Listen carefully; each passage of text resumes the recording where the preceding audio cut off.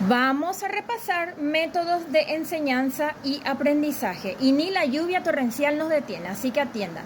El primer método es el método deductivo, que parte de un principio general que es considerado como una verdad para pasar a casos particulares y comprobar esa verdad.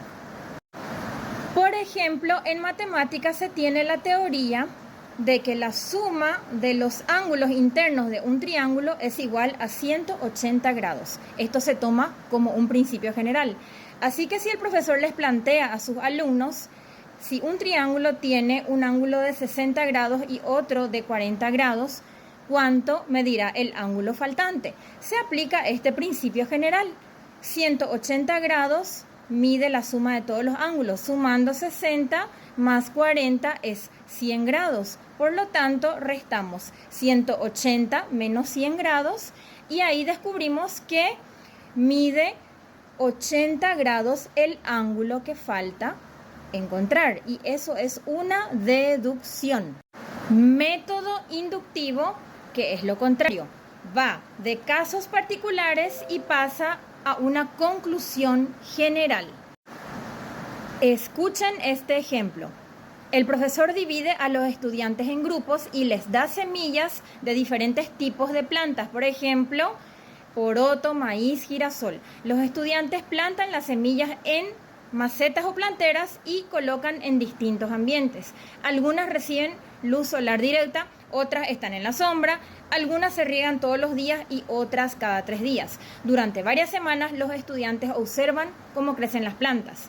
Los estudiantes anotan sus observaciones y el crecimiento de las plantas que reciben luz solar y agua constante es mucho más rápido, mientras que las plantas que están en la sombra o reciben poca agua crecen lentamente. Están analizando hechos particulares en cada planta para luego hacer la inducción de lo particular a lo general. Tras analizar los resultados, los estudiantes inducen una proposición general. Las plantas necesitan luz solar y agua para crecer de manera saludable. Método analítico es aquel que distingue las partes de un todo y procede a la revisión ordenada de cada uno de sus elementos por separado.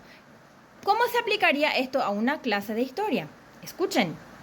Bueno, por ejemplo, el profesor presenta la Revolución Francesa como un evento histórico complejo que transformó la historia de Europa, mencionando causas, desarrollo y consecuencias. Descomposición en partes. Los estudiantes, guiados por el profesor, descomponen el evento en partes clave para analizar uno por uno. Por ejemplo, las causas económicas, causas sociales, causas políticas, el desarrollo y las consecuencias.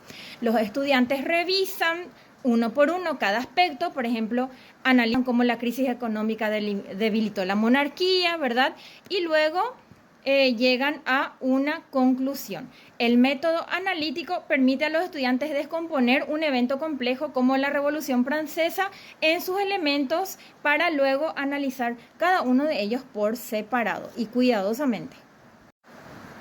Y por último, en este video se menciona el método sintético, que consiste en reunir los diversos elementos que se habían analizado anteriormente.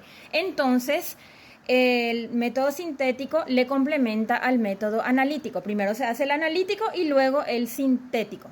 El método sintético es volver a reconstruir lo que analizaste parte por parte, solamente que en esta reconstrucción vas a generar tus nuevas ideas, juicios o conclusiones. O sea, el alumno ya tiene que poner de su parte para dar una explicación con sus propias palabras. Sintetizar. Ejemplo del método sintético. Contexto, clase de literatura sobre el análisis de los personajes de Don Quijote de la Mancha. En una clase anterior, los estudiantes han analizado por separado los personajes principales de la novela, como Don Quijote, Sancho Panza y otros. Estudiaron todas sus características. Después de analizar cada personaje, el profesor le dice a los estudiantes para que hagan una síntesis, que vuelvan a integrar todo ese conocimiento. Les pide reflexionar sobre cómo los personajes crean un contraste entre el idealismo y el realismo y cómo este dúo simboliza una lucha entre la fantasía y la realidad. A través de la síntesis, los estudiantes pueden concluir que Don Quijote representa la pasión por los ideales y la búsqueda de lo que cree que es la justicia, y mientras que Sancho Panza representa la realidad cruda y práctica de la vida cotidiana. ¿Sí? Con esta síntesis, los estudiantes pueden proponer nuevas ideas sobre el significado de la obra. Espero que les sea de utilidad.